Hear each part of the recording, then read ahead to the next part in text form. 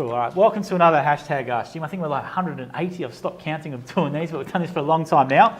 So first, before we get into the questions, and obviously if you're watching online, leave a question too. We're just going to read out a couple of things. So we do have a Jim's Community Hero. We're asking for franchisees to nominate themselves. We're going to fly them to Melbourne, and we're going to promote it in front of the group. So that's in every single newsletter. Not enough franchisees are nominating for that, so please nominate franchisees before we do the winner on that. Now, the first things first, we are doing a promotion at the moment called Jim's Local Heroes. We're in Australia and New Zealand. We give away $2,500 worth of services to people who are a local hero deserving. So we always read them out on Ask Jim here as well. And you can go to jims.net and nominate. So they're the first two there, which we're going to read out. Okay, Australian Local Heroes winner $2,000 worth of Jim's services. The person being nominating is Brett Lucas for Jan Caledon. Yep. Jan is living on her own and approaching 80, which is good age, even older than me, has been and continues to be a massive supporter of many charities in Australia without ever seeking acknowledgement. She says to me she feels that giving to someone or something in need is just how it should be. Quite often she cannot even afford to buy basic items that she gives to charity and lives on the pension from day to day. Isn't that amazing? Her focus is always others who may be less fortunate than her.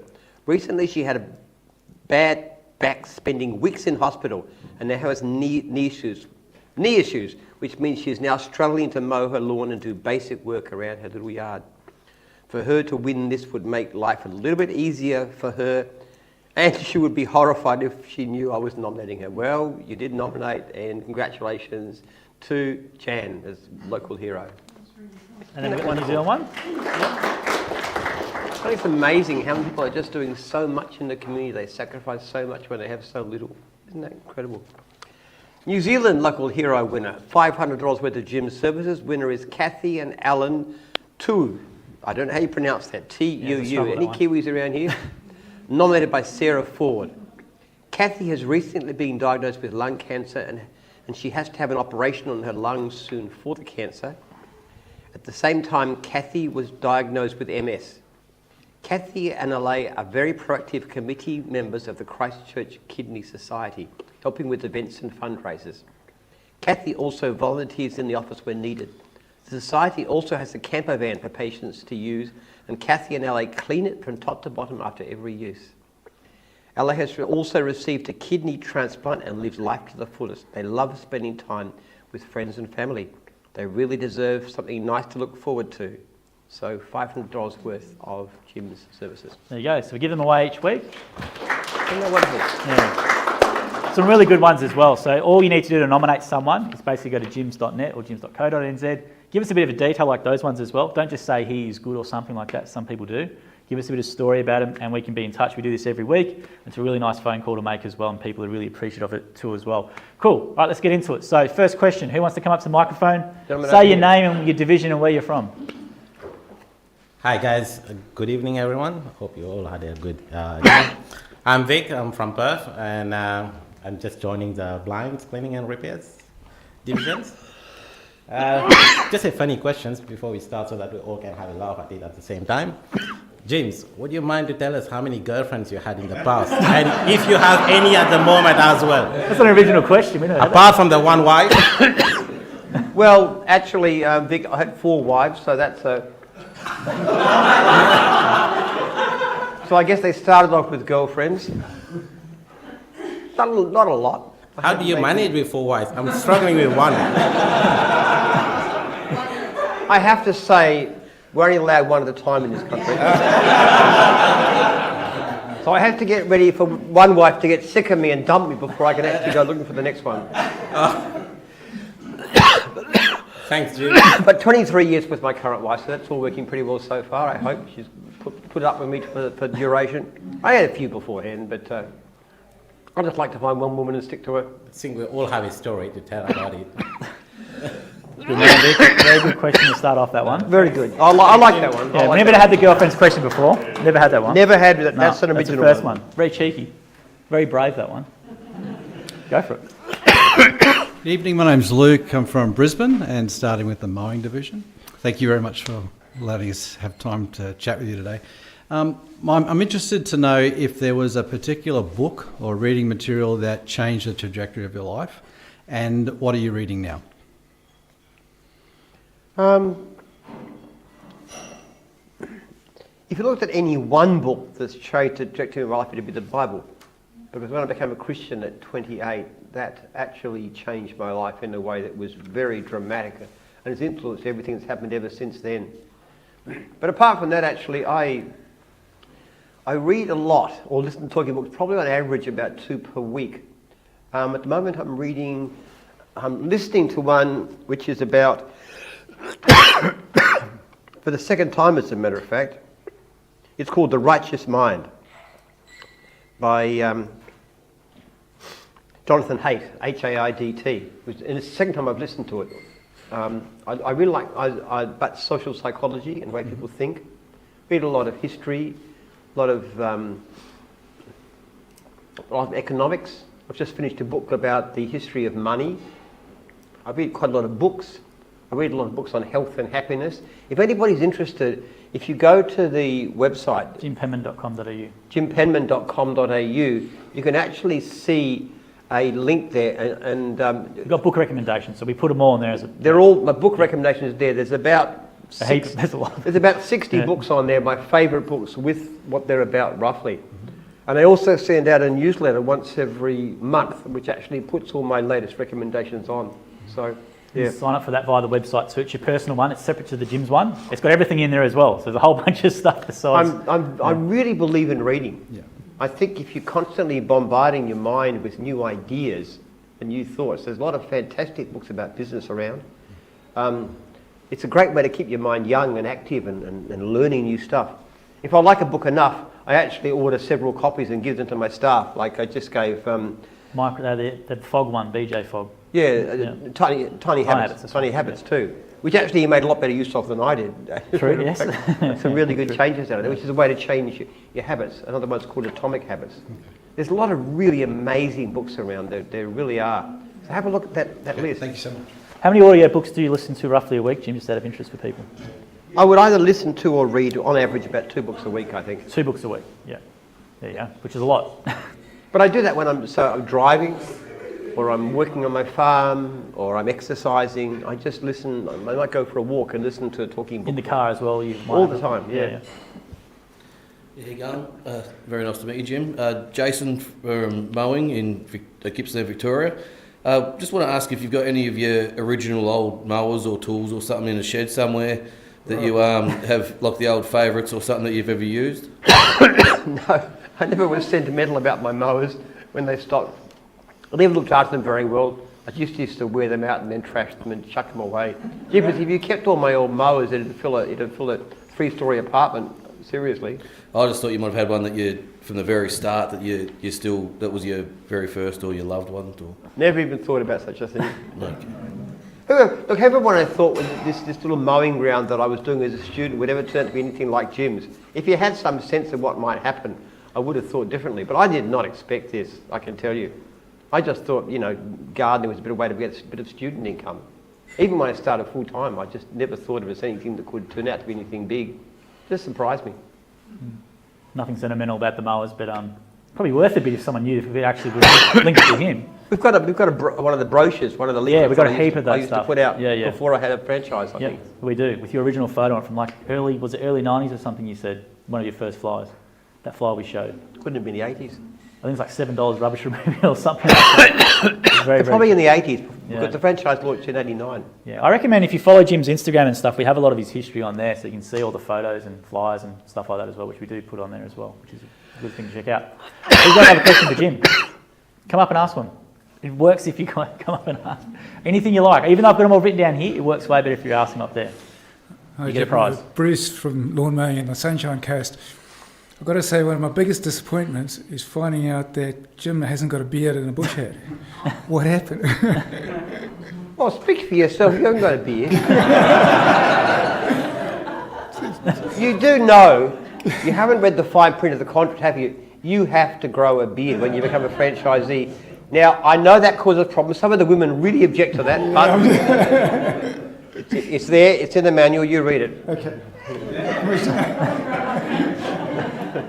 You get that one quite a bit. I haven't brought the beard back down, but When I shaved my beard off, actually, People sometimes ask me why I did that. It was because I was in my late 40s and I was single. Again, dumped for the third time, and it was going grey, and you do not want to look too old in your late 40s, so I shaved it off. My kids were horrified. They really hated it. Years later, they still begged me to grow it back. Go for it. Jim, I'm Matt from Mackay in the mowing business as well. What's your number one piece of advice you'd give to a new franchise? Basically, the idea that you should constantly look at what you do every day and say, how can I improve it? The one biggest difference between the great operators and the average operators and the failures is your attitude towards what you're doing. The poor operators will say, if anything goes wrong, it's someone else's fault. It's the client's fault, it's my franchisor's fault, it's the systems, it's the lead, it's Jim's, it's Jim, anything. They'll blame everybody else. The average operators will say, okay, things have got a problem, but they'll listen. And now somebody, a franchisor says, okay, why don't you try this? They'll say, okay, I'll have a go at it. Or the other franchisees advise, have a go at this, and they'll listen to that. The best ones are the ones that are looking at saying, okay, what happened there? What went wrong? What should I have done different? How could I talk to that client differently? What price should I put on that job? How could I have done that more efficiently? How could I reduce my travel? Every day, all the time, how can I improve? And it doesn't matter how little the changes are. If you can make tiny changes, they just grow and grow and grow. And that's what I've done. Nothing that I've ever done has been some great stroke of genius, I can assure you. It's thousands and thousands of micro decisions. All right, thanks, Jim. Really good question there, that one as well. Got a question, guys? Feel free to come up and ask him. Yeah. Flows better when you come up. Hey Jim, my name is Gustavo. I'm from Sunshine Coast, and my division will be pool care. That's a question that I asked in the dinner, and I was surprised, and I think that more people should know, because I think a good opportunity for people who are creative. How do you choose your divisions? Like, how do you create new divisions? So you have like 50 divisions, so do you have a team, or how does it work? Mostly people come to us with an idea, and they typically either got a background in the industry, like someone like Jason Japp, who's started Scratch and Dent about 8 months ago, or they're a very good quality franchisee or franchisor. So a franchisee might have been somebody who's making very good income, maybe, $5,000 a week, got great customer service rating, and is the kind of person that likes helping people. So you look at someone of that character, and Lance has a party, is the perfect example. He's a mowing franchisee from South Australia, isn't he? Victoria. Victoria, Yeah, okay. yeah. So he's a mowing franchisee, great franchisee. He came up to us and said, I'd like to do driving school, which is great because it's the business we want. It works for us very well. Now, basically all he had to pay was 6 months fees in advance, which is about $25,000. So similar to a franchise, but he's got no fees for 6 months. We rent him the division. His goal is to hit 30 franchisees within 3 years. And as soon as he's hit 30, it's his. We give it to him. And then he comes along and he gets training. We have monthly meetings and we have 6 monthly divisional conferences. So there's a lot of mentoring and coaching going on. But that's the model. So anybody here Fantastic. might come up one day with an idea and look at your record, say, okay, how good are you? What's your income? What's your customer service rating, which I can see online? And what have you done? Who have you trained? Who do you help? Who are you mentoring? Do you like that sort of thing? Okay, sounds good. Thank you. It's not as hard as what it used to be, is it? It's way more easier now. It's in terms of cost as well. So. We had a guy recently who was actually a mowing franchisee, and he was interested in buying a mowing region. Fantastic. He was just great income. He was a 5.0 rating, and he was actually he actually in spare time he did a lot of coaching work. Mm-hmm. He was just a person who was always coaching and helping other people. That's a perfect fit for a franchisor in our model. So, actual fact, yeah, we hope to find out something. Well, driving school's doing really well. So I'll tell you about driving school real quickly. There's Andreas and Jenna who came down. They were mowing franchisees, do really well in mowing. Driving school's going so well, they're selling their mowing franchise to do driving school full time. So they're both driving the vehicle each. I think they're making around 800 to 700 a day each in each vehicle. Wow. Plus it's not taxing on their body. So driving school's a really good opportunity actually. A lot of franchisees are looking at getting that as well for partners and stuff like that too. So it's a perfect division for us because we actually have some strange appeal to the 15 to 25 year demographic. I've got no idea why. TikTok and things like that help. But This guy is to blame, I'm sure. Yeah. Which is not very good if you're getting somebody who wants their lawns mowed, but it's fantastic for you want to get somebody who wants to get their driving lessons. Yeah, well, I thought it was amazing that it's going so well that they're actually giving up the mowing franchise up north, because Andreas had a really good business to go full in, so it's a really good one as well. We've got a podcast of them coming out soon too. Come up, go for it. Hi there, I'm Natalie from Mowing, Sunshine Coast. I'm amazed at your availability and the fact that you say that you're available 24/7. I want to know, how do you balance that with being available for your family and for your kids and having rest and work-life balance? Well, one of my great secrets is that I'm not actually very good at doing most things. I'm not a particularly good manager. I don't know anything really about social media. Well, I'm this guy. I have got great staff in all kinds of areas of the business, finance, documents, legal.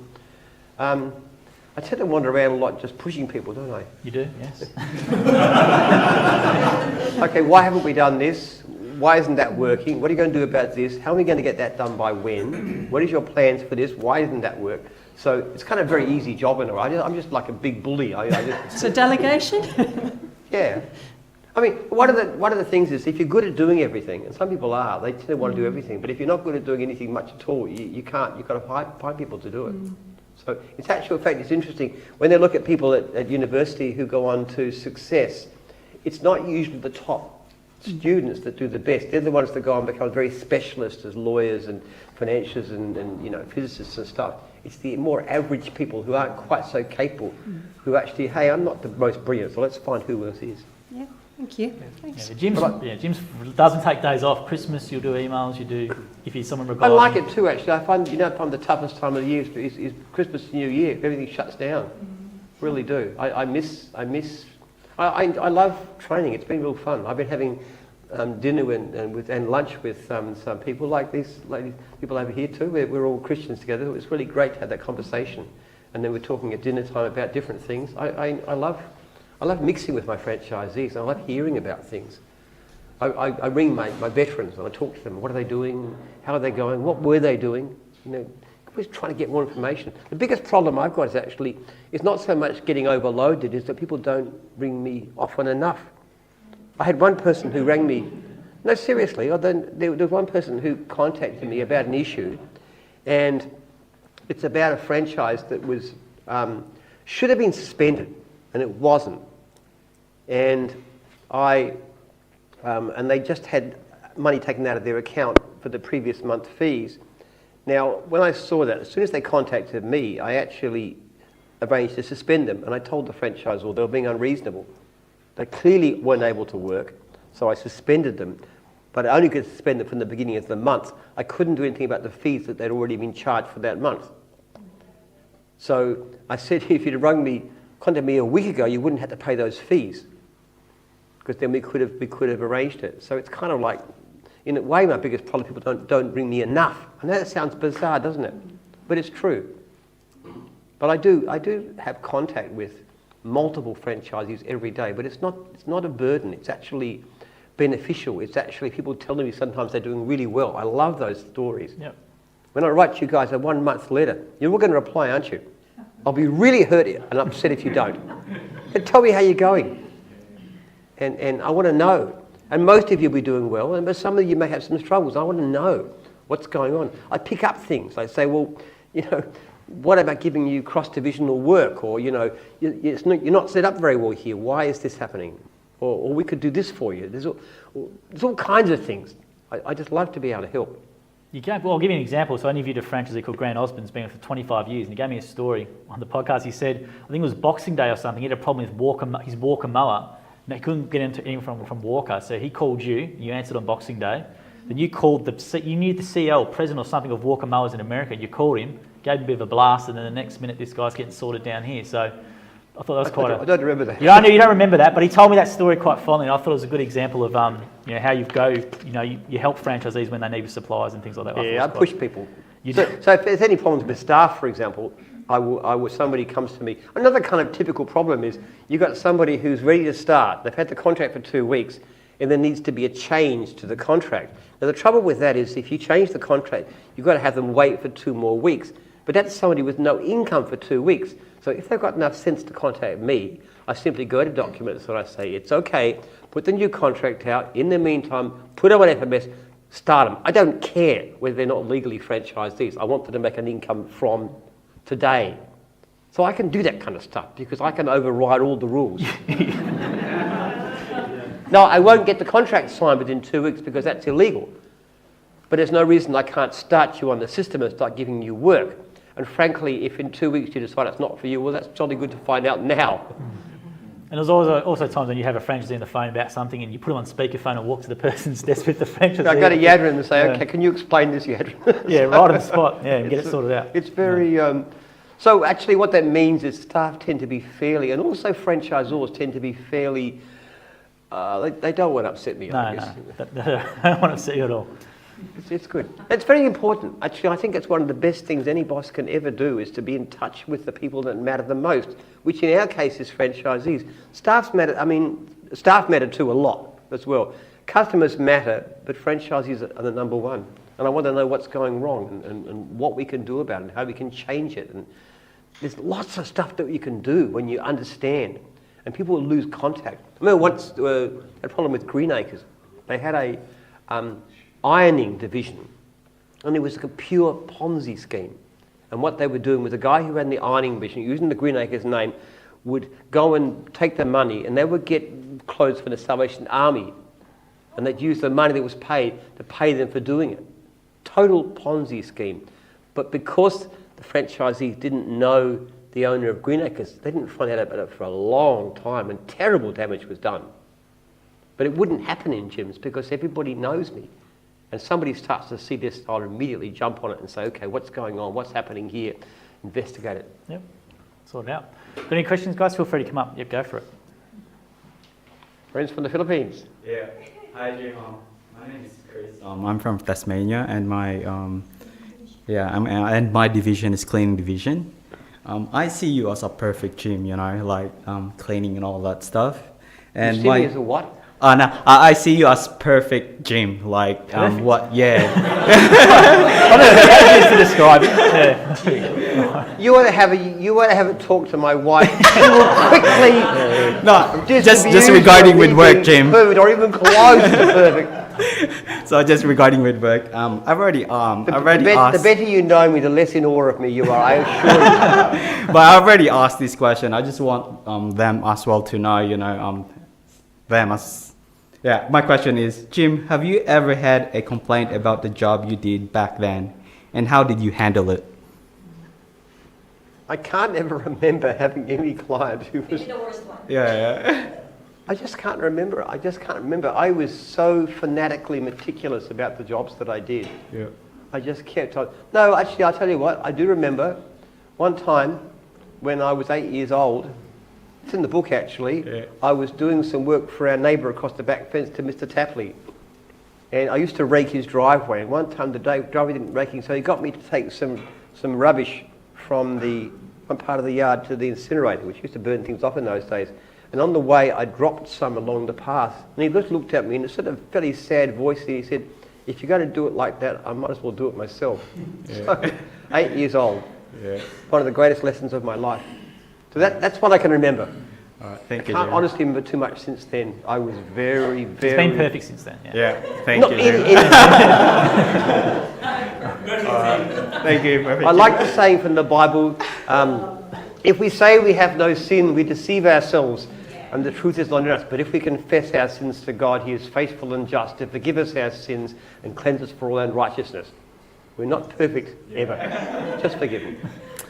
Hey Jim here again. Jim, the man with the magnificent beard.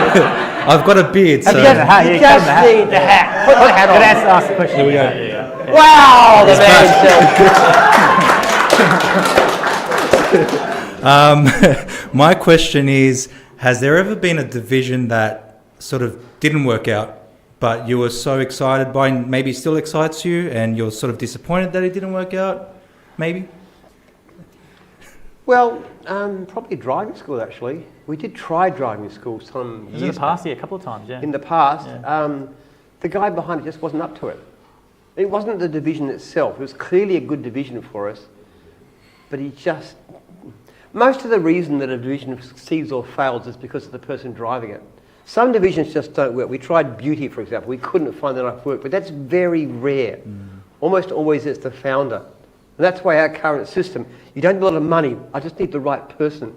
And since we've been doing this with this rental division, we're basically overwhelmingly successful. So driving school is probably one that really should have worked. Oh, removals too. Removals has been launched in the past, had great promise. We just didn't have good people running it. It's now started again. My daughter and partner are actually just starting on Jim's removals, and it's going to be because they are an amazing young couple. They're both 21 years old now. They are so full of fire, and they're just terrific. Awesome. That's going to be a great business. But no, we do fail sometimes. But I don't think it's money the idea, it's the person. Yeah, awesome. Thank you. I'll give you a hat back. You might win that, so we can give it back, but you'll be right. You probably might have a chance of winning that, so that's all good. Give it back as well. Got a couple online, Jim, which I want to get to real quickly as well to keep them as well. If you got one online, Wazza and Lee have gone. What happens if a franchise owner does not work out and not a good image for the Jim's brand? What happens?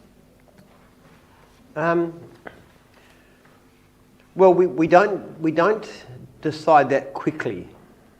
What we do is we start giving complaints and coaching and warning letter and further coaching and a breach notice and retraining, and then further coaching. It's multiple steps. In the end, if the franchisee continues to give complaints, and I have to say our standards are pretty tough. You can look after 80% of your clients well and 20% not well, and you will be eventually terminated. We will not tolerate that, even that level of performance. In the end, they either get to a stage where they're denied further work. This happened today, actually. We had a franchisee who just keeps on getting complaints even after the breach, and we just cut off their work.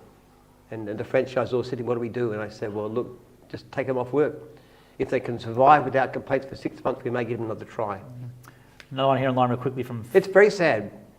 When it's different with BIZA, the one where we give work to independent contractors. If they don't do a good job, we cut them off very fast. But franchisees have invested in the business, so we owe them as much care as we can possibly do. We try. And actually, most of it works. You have a person who starts off badly and they start getting the coaching and they get the letter and maybe even the breach, and each stage there's more pressure on them, and the franchisor is desperately trying to help them to succeed. So it's quite rare, actually, we go to that stage. Very rare. And one here from Fiona's gone, what percentage of franchisees turn off their leads before the first 12 months of being in business? So in the first 12 months, how many of them turn off their leads? They're in car detailing, Fiona, I think. Oh, probably overall most of them, I would say, really. Yeah. If you look at franchisees online, most franchisees don't consistently take work after the first few months. It's it depends on the division. If you're talking about something like mowing or cleaning or dog washing, especially those kinds of ones, regular clients, they tend to get booked up very quickly. If you're talking about something like antennas or skip bins or trees or painting or handyman or pest control, conveyancing, those kinds of business where you want more once off, they tend to take work continuously. But not always even then. I know one of the top antennas guys up from Horsham, is he? Yeah, David, yeah. David from Horsham. Yeah. He's a great guy, actually. He came down to look at I had a problem with the speakers on our TV for months. I couldn't work out how to do it. I knew everything. He just came in, had a look, had fixed it. Yeah, drove from Horsham for that. Drove to Horsham to fix 10 seconds. It was all on video. Yeah, it was too. It's just amazing. Wrong frequency. Yeah, wrong frequency. He's got a good alley rack too, David. He's an amazing guy, but he doesn't take any leads at all. No, he doesn't. Good reputation. reputation. Hasn't ever. He just got so much referrals. Another real quickly from Rosie online. Hi Jim, how do people on NDIS get help with their garden from gyms? NDIS people, what's the process for them? They've got to go through their NDIS support people. Yeah, generally they make contact with the franchisee, or the franchisee can deal with your plan manager or something like that. That's generally what happens. Yeah, we do a lot of NDIS work. Yeah. It's sometimes a bit of a problem too, because the NDIS people there's only a limited amount of money they have. Yeah. So they've got to understand the limits of what we can do. Absolutely. Cool. Got any more questions, guys? Feel free to come up and ask Jim. Go for it. Come on, Vic. Try and beat your first one. You get 2 tries, yeah. two prizes. Yeah, I just want to know, it's like we've been here, like most of us, since Sunday. It's been like 3 days, Saturday today, yeah. And the good thing that I think all of us really like, and I personally, is like your personal approach down to earth. But can you tell us what life looks like after gym? After gym. After gym. Okay, no, good question. I will probably live, based on Google, about 20 years, because based on health, fitness, mental state, not drinking, smoking, all the rest of it, I've got about maximum possible good health. And I'm extremely good health. So probably I'll live to about my early to mid-90s is the best estimate. And there's no reason why I should be inactive. I certainly don't intend to retire. I love what I do, and I don't get stressed by it. I never want to retire. When I am no longer around, a family trust arrangement is set up. There's going to be representatives from my children, which are the majority. There's going to be 2 representatives from Jim's group, including one elected by franchisees and franchisors to support the Research Institute, which is looking for cures for drug addiction and stuff. So that will run the organisation. There'll be certain payments allowed for my children, help them get houses and stuff, and with children, not huge amounts. They're never going to become rich. There's also a clause in the contract, which should be in all your contracts now, which says that the majority control of Jim's group can never be sold without the written consent of most franchisees. Because one thing I do not want to happen is to have Jim's group bought by some greedy, blood-sucking international financiers who will rip the guts out of my people. So as far as possible, I'm going to try and make sure my people are in good hands. Another question is like, I know it's like part of the business is just franchisee growing and growing. But have you ever, I'm not sure if you, like, have you ever think about like listing the shares on the market for? No. I don't want a public company. And the problem with public company is that as soon as you become a public company, you're responsible for shareholders, and they want to see the price of the shares go up. And so you tend to make decisions based on short-term financial benefit of the company, the next quarter's earnings. And once you start chasing that, you start making bad decisions. I never make such decisions. I make decisions every day that are bad in the short term, in all kinds of ways. Like, for example, like I was telling you just before, for example, where that franchisee wants to suspend their fees because they want to sell their business and they can't run it. Now, I arrange for their fees to be cut off. I'm actually losing income by doing that, not just the franchisor, me also. Yeah. But it's the right thing to do. And I can do that because I've got no shareholders telling me, hey, maximise profits. Yeah. So we make good money. I'm not poor. I mean, really, I can buy all the books I want, honestly. Thanks for sharing your experience. Thanks. It's a very good point. But it ends in disaster a lot of the time when private franchises go public. I can think of a few examples. They do terrible things. You have a owner who believes in the brand and cares about their people, and they're gone, and then someone else takes over who just says, "How can I make money?" And there are some dreadful people around. They really are. They will screw the whole thing into the ground, and they will destroy thousands of lives. In fact, one of the things I'd like Jim's legal to do is to actually represent such people against unscrupulous, evil franchisors who just go in and just rip people off, and there's no protection for them. The franchising law in this country is pathetic. It is so feeble and weak in defence of franchisees. The thing with the shareholders is that if you go public, your duty is you're legally bound to maximise your shareholders, your priority, not the franchisee, right? So Poolworks has just sold out private equity. So John O'Brien, I think, is still involved for the next 3 years, but I've heard already some things with what the private equity mob from America is making them do. So it's never ends well, very rarely. Yeah, good question. I've got some great kids actually, and I've got some great partners too. So I'm pretty confident that the next generation will have a sense of ethics. One of my future sons-in-law has actually been, in his undergraduate, he was running a charity in Thailand. Just that kind of guy. He's incredibly capable, but he's also very decent. Church-going Catholic boy. He's just a wonderful, wonderful young man. But we'll have AI hologram Jim by that time anyway, so don't worry about it. You just chuck him out there. All his data will be fed up there, he'll be speaking. Don't worry, it won't be fine. I've heard you say a few times that you didn't expect what you see now, obviously, when you started. And I've also heard you say that when you started, you had a bit of indebtedness and it was a bit of a struggle. I think all of us get to a point where we have an aha moment or a time where we've just had enough, we've got to change. What was that moment for you? The only big change, look, there are two things that happened that was an influence. First of all, when at the age of 28, after a decade and a half of being sort of anti-religious, I became a Christian. I changed overnight, like that. And that changed everything in a way that's really hard to understand. That it was like going from the desert to the promised land. It was just an incredibly joyful, life-changing experience, and my life has never been the same since then. And what happened, something nearly close to 2 years after that, is I got married the first time. And I'd been very feckless before that. I'd been lazy and I'd run up debt. That's why I was in such a mess. It wasn't not because anything, it was just my stupidity and laziness that did it. And as soon as I became married and we started having children soon after that, I became a lot more responsible. I just had to settle down, work with my family, settle me down. So those are the two things really, but they're not business related, they're more to do with personal life. But people succeed and fail more to do with their own character than anything else. Circumstances around you that makes surprisingly little difference. I mean, if you have very bad health, for example, that does make a difference. You can't help it. And sometimes tragedies happen. But if you've got a great... If you're solid, if your character's right and your motivation is right, you're overwhelmingly likely to succeed. We see it all the time. The people that do so well are not the most biggest geniuses in the world. They're not the people who come in with the most money.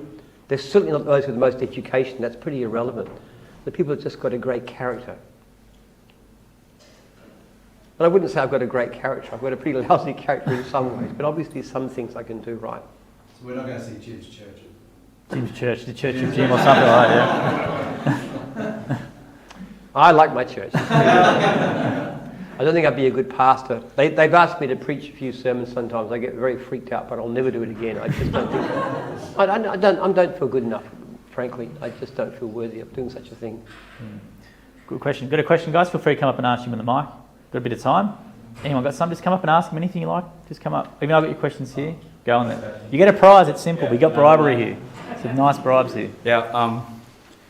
This is just a saying. With great powers comes from great responsibility, right? One of my favourite films. So my question is, what is your greatest responsibility right now? Well, responsibility is to do the will of God, honestly.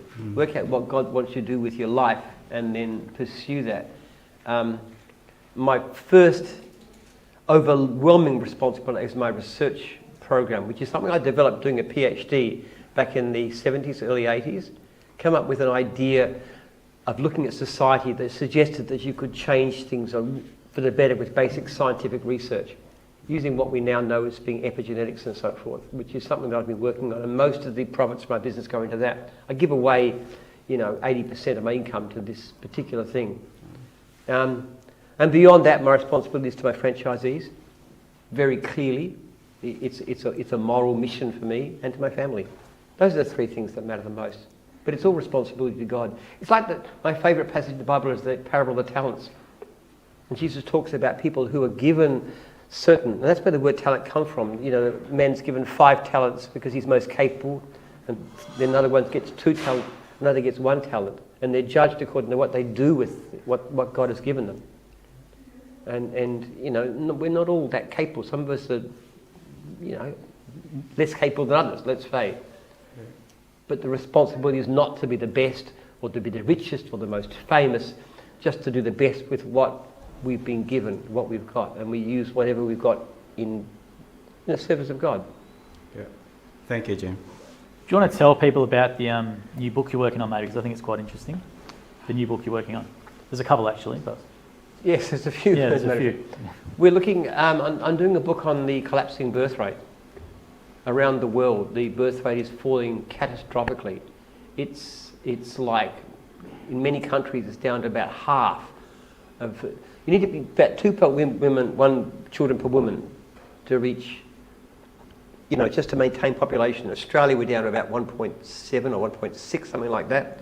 Some countries are down to 1.3, 1.2. South Korea, 0.7, about 1/3 of what's necessary.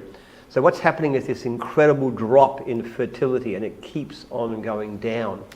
Now, I believe What's happening is a change of character that's driven by wealth, which is making people very selfish, very individualistic, very consumed with status, consumed with wealth, consumed with personal wheels over that of any other responsibility. And I think it's making us sick and it's making us sad. And the rates of suicide are going up and the rates of depression are going up, and they talk about deaths of despair, people dying of drug addiction and stuff. There's a sickness that's meeting our societies. We need to turn this around. And that's what this book is about. And it's gone so far, it's so deep, and part of it is the turning away from God too, and those kinds of commandments. I don't mean just Christianity too. I'm talking about Islam, Judaism, Hinduism, any of the great faiths.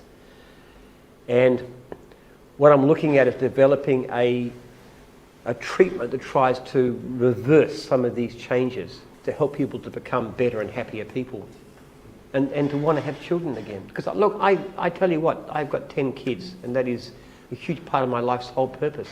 I love my children and my grandchildren too. I just had the opportunity. I've had my 5th grandchild just born. There's 2 granddaughters born in the last week. And I've got another one on the way, so that'll be 6 shortly, due in May. And that's just incredibly exciting. That gives you meaning to life. And I think people feel that success and money and status and power and these things are the most important thing. I think they're making a terrible mistake. There's other things that are a lot more important than that. And I wouldn't want anybody to put anything ahead of family. No other success can compensate for failure in the home. In fact, my next version of my book, not going to be about customers, it's called No Other Success, based on that saying, because family matters more than anything. And you're doing the audio book for that as well, so you can actually hear Jim read it out, which I think will be a good thing. We start that on Monday, that project. Well, so. I wouldn't have thought my voice was good enough, but they think it's all right. So. No, I reckon it's good when you have the author reading it. So I think that'll be a good one, which we start recording on Monday, so we've got a new microphone for it as well. Got any more questions for Jim, guys? Feel free to come up and ask. We've got plenty of time.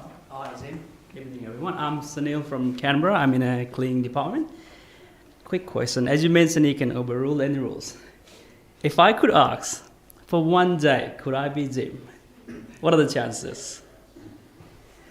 One day to be Jim. Be Jim, for one day. Like I could see from your eyes, like what's happening everywhere, how is everything working? Well, for a start, you don't get to share a bed with my wife, thank you. No, not that one. In general, like a business and everything else from your eyes. Oh, that's how okay. everything runs. Yes, just that one. I'm not sure you could do my job very easily. There's an awful lot involved with it. I could try. It's a trial. Well, I don't know. I wish I could find... I think one of the things that's hardest is to find the most capable people around. Just to find talent is very difficult. I wish I could find somebody who could do some of the things that I need done. Like this guy who was working a very temporary, basic job in, documents or something? Documents. Right. Legal, yeah. And he's now one of the top executives in the company. He runs our marketing, social media, the rest of it.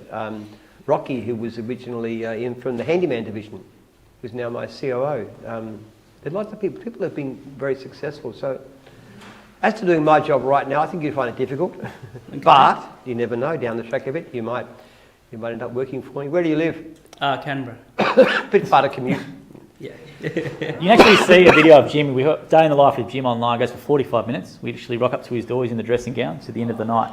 So it's actually on YouTube. You should watch it. It's a good one. A lot of it's emails. I do a lot of emails. I get people contacting me. I handle things like what to do with customer service, deleting complaints and stuff, dealing with issues, with queries and questions, people asking for help, this kind of stuff too. I feel like it's wandering around the office talking to people, just chatting about what's going on and pushing people a lot to say, okay, let's do this yesterday, thank you very much. Today is too slow. Yeah. So it'd be... See that video. I'll definitely have a look. Exercise is very important too. Yeah. Got to look after yourself, got to look after your health. Yeah. Got a good beard there. Yeah, I'm trying to get Good start. I'm trying to get there. Yeah. The Day in the Life's a good one because if you want to see how Jim handles emails and complaints, it's literally we watch him in the video, we show him doing it. So a lot of time when people would ask about it, but watch him do it. One of my few skills is I'm a touch typist. So I actually can type very, very fast. Yeah, I'm a good typer too. Well, it's very strange, you see, because in my day, when I was young, No men did any typing. It was all passed to secretaries and stuff. But I wanted to be a writer. I wanted to be a science fiction writer back in those days, if you could believe it. So I saw a type because my handwriting is so terrible, and there was a typewriter sitting on the table in the dining room. And I asked my sister how to use it. She said, well, you put your fingers there and on your rest keys, and then you just do it like that. So I learned to touch type from the first time I used a touch typewriter. So it turned out to be a very useful skill. So now I can respond very, very fast. The great key to doing those sort of things, I am very open, but one of the secrets is that I handle it very quickly and very efficiently. I start from the latest, most recent email, and I deal with it, do something with it, respond to it, send it to somebody else, whatever. Next, archive, next, keep on going, bang, bang, bang, very systematically. Try not to look down the list, try to deal with one thing at a time, never look at it twice. And then just work out, I have ways of handling things very, like if there's a complaint, for example, okay, client's not being looked after by a franchisee, the franchisor is involved. So I will typically look at the notes and I'll send a message back, I'll copy to the client, the franchisee and the franchisor. And then I'll say something like, okay, ask the client, what are they asking for? Then I'll ask the franchisee, what have you done? Ask the franchisor to get involved. And I say to the client, if you haven't heard a proper response within 48 hours by, say, 5 p.m. on Thursday, let me know. Now, mostly that email, which might take you, 2 or 3 minutes to do, will settle the issue because everybody knows what they're expected to do, which is to fix things up. So I have a lot of systems which are highly efficient in the way I handle things. And I do, well over 100 emails a day, but I can... Very efficient. Very efficient. It's that surprising. One of the things I've noticed in business actually is that so many businesses don't answer emails. It's quite astonishing. We wanted some contracting work done by some companies. We're talking about a six-figure income, six-figure cost, like $100,000 plus. We approached 5 companies about doing this through their website. One got back 3 months later. The other 4 failed to reply. Now, when you see that level of incompetence, they can't even answer their own website inquiries. People don't succeed. And these are major firms. So I think being responsive and contactable. I don't actually use a spam filter. In fact, there's a spam filter and I can't turn it off, but I check the junk mail every day. Just in case. Well, just in case, because it only takes me probably 30 seconds, a minute a day to get rid of all the junk. But maybe once a week I have a message from a franchisee or somebody important that I really need to see. Somebody trying to comment if it's been... So I don't trust the spam filters. So you're always about processes and being efficient. Cool. I'll keep that. Day in the life, Jim Penman. It's a good video to watch. Awesome. The whole thing there. And we all go for it. I just heard. I'm Ara. I'm from Tasmania as well. I'm doing the cleaning division. My question is, since you've started a business or having franchises, what's the most challenging you've encountered and how did you handle it? What's the most challenging situation you've encountered? Like in the business or with the franchises? Well, we had a bad one just recently, actually. I can tell you about that. In the dog wash division, we have a system whereby we were owning the trailers. We bought the trailers and would lend them to franchisees. But the lady who was selling the franchises on our behalf, who was the divisional then, actually was telling the franchisees that they would own the trailers, which wasn't true. But it wasn't in the contract, it wasn't in the disclosure document.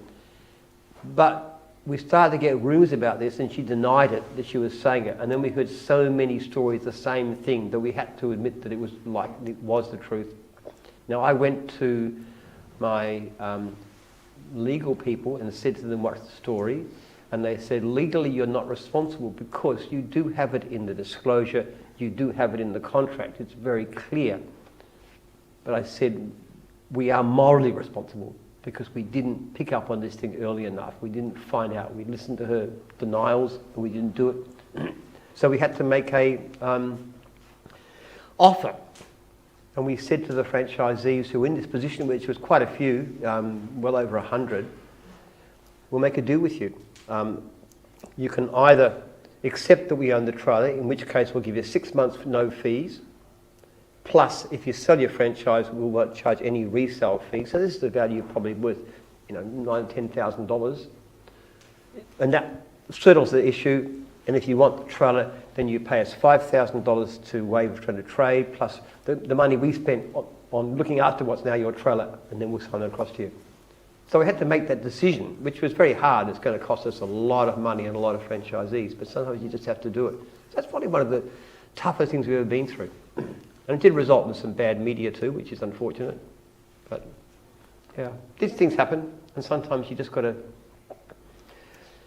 recognise that, we made a mistake. I should have picked it up earlier. Really should have recognised what was going on. I really should have believed people who first came to me, and until the word got too strong to ignore, I didn't listen hard enough.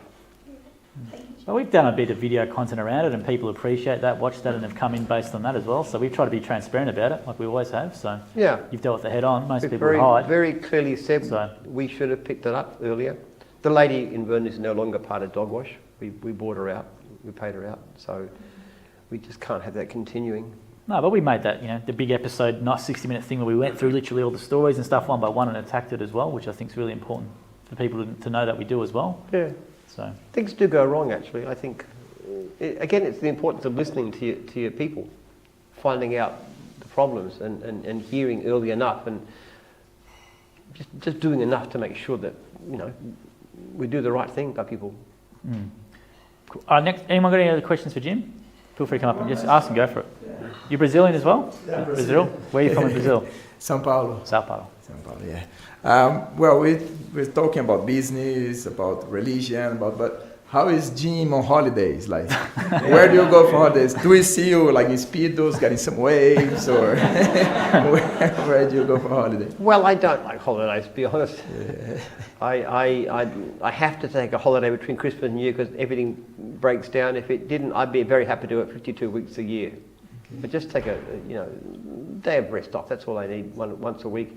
Actually, we go down with my family to the beach. We've got a pretty big crowd. And we all go down, and the kids and everything, and the grandchildren, and just play games and board games and walk on the beach and eat together, have fun, I guess. Yeah, it's not too bad. Yeah, but I'm not a big fan of holidays. But my wife, she likes to travel. She's actually heading off overseas to Europe for 3 weeks with my youngest son and one of our daughters. So that's right. That's her thing. It's not mine. There's no Dubai junkets or nothing like that with Jim. No. Very simple, like the beach locally, and if you can. Yeah, I live very simply. I do not like the high life. My kids always had this sense that we were rich in some theoretical way, but they could never see any evidence of it. I mean, overseas trips pretty rich now, but that's Lee anyway. She's got her own business, so she decides these things. Yeah, good question.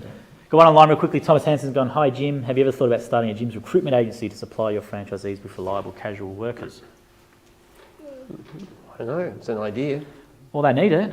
It's a big problem. It's probably the biggest problem that stops growth from franchisees is the staff, people. It's very hard. Yeah. It's very hard to find good people. There are some apps that are coming in the marketplace. There's one called Kazoo, which we get the mowing guys on up in Brisbane who get casual workers and pay for it via that. But the trouble is, how do you know they're good? That's the issue. How do you test anybody out? I know my franchisees are good because we screen them, but these are people, and then we trial them on the road, and then we watch them and so forth, and then we coach them. We do a lot of things to help them to be good, and most of my franchisees are very good workers. But to find them good workers is an order of magnitude harder task. Because the kind of person that's going to invest in the business has usually got reasonably good sense. Not always. Sometimes they don't, but usually they've got some sense, so it's not hard. But finding good workers is very difficult. People with an ethnic background are usually much better off in this. Yeah, don't waste your money on Seek. A lot of franchisees find it via Facebook or Facebook groups, recommendations and stuff like that, which happens a lot. Yeah. I've seen in your PowerPoint this morning, like today, and it's about someone posted in Facebook about Jim's franchisee, like the Road Range, or I think that's the one with the youth and a trailer that's passing through. Yeah. So how do you guys handle that one? Look, stuff like that, you might jump on and comment as the brand. I think I've done something smart, Alec, and I said, we're starting up Jim's driving school soon, and he might go to that. So, you just basically leave a comment on there transparently, and that's really it. or message Right, people privately. And what can you advise to us, like franchises, because we'll get affected, like some of our, like, people will gonna say it and, oh, like that, like, bad comments. So what's your advice for us? Like, how should we handle it? Like, how should we respond to it? Like, how do we say it? So with social media, you can control the comments. You can literally hide them or delete them. If it's something unwarranted or whatever, you can just hide the comment or delete it, or you can respond really transparently. We do that a lot in recruitment ads. There's a lot of misconceptions with gyms and franchising. You get people saying, why give Jim 40%, start yourself and all that sort of stuff, and we'll leave a comment very transparently and stuff like that. People do read the comments. They like seeing a brand or a business engage back and forth transparently. I don't think you can lose really anything from that. If it's something out of control or untoward, you can just hide it or delete it, which you've got that power to do. Sometimes we do video responses. We do video responses. So actually one of our most popular videos on TikTok is literally people will leave a comment, something that's completely wrong about Jim, and I'll just put a phone in Jim's face and say, respond to this, and it might get 25,000 views or something because it's really genuine. Yeah, they have very bizarre ideas out there about how much franchisees pay. Like 40%, my goodness, I wish I'd be a billionaire if people paid that much. Yeah, you got a penthouse in the Gold Coast, you got a few penthouses around the joint. Yeah. Some are really strange, but it's a good question as well. I've got one here from Cynthia. Cynthia's left it online and is in person here. Are you from Cynthia from cleaning? She's asking about specific advice about pricing cleaning jobs. So how would you go about pricing a cleaning job? They've trained on Thursday for that, but pricing Well, a they'll job. give you a guideline. Look, we just try and say $70 an hour, aim for $70 an hour, but that means you've got to be efficient enough to make it happen. And I know that Poppy, whose team does my house at my farm, they go in once a month and do that. And they charge me $200. I'm not actually sure how long it takes, but I think they work for about that kind of price. So they probably do about 3 hours worth of work there. But I'm happy with that. It just Cleaning training's on Thursday, so that's when they go over that sort of stuff, yeah. But generally speaking, we wouldn't accept any division where we can't see you making at least $70 an hour. Because that means to say in a 40-hour week, you should be able to make, close to $3,000 a week. Because if you do extras, you can usually make more and travel less. And when the latest survey we did of Mowing guys, they turned over just under $3,000 a week. I think about $2,900 at that level, which amounts to an income of probably a bit over 100 grand a year. Say $110,000 a year after you allow for expenses and tax and stuff, which is good because that's sort of slightly over the Australian average wage. So that's the kind of level that we would look at you making. But you won't do it in your first week or the first month. It'll take you a while. We've got time for one more question for Jim before we can give the prizes. Anyone got one more? If not, all good. We can give the prizes. Jim, so what were your 3 favourite questions tonight for the first pick of the prize? Anyone who asked Jim a question, actually, then come see me. You can take whatever you like. You just can't take the laptop here. That's it. People have tried, so I have to make it very clear. Don't worry about that. Well, I must say, I like the question about girlfriends. That was totally new. The first one was a good one. Come up. Well, you get the first pick of what you like. Anything you like. Everyone who asks a question get a prize, but you get whatever you want. First pick. Come up, grab it down. Take whatever you like. Take it. You choose. You take anything in. Anything. Take anything. Anything. Yeah. Oh, here we go. Come on. Take your pick. You decide what you want to give. Well, the beer's pretty. You like beer? Yeah, we can share it. Take some beer. It's supposed to be very nice. I don't drink, so I have no idea what it tastes like, but they tell me it's We're doing that again, actually. We're doing that again soon. So it's a craft beer, so they tell me it's very good.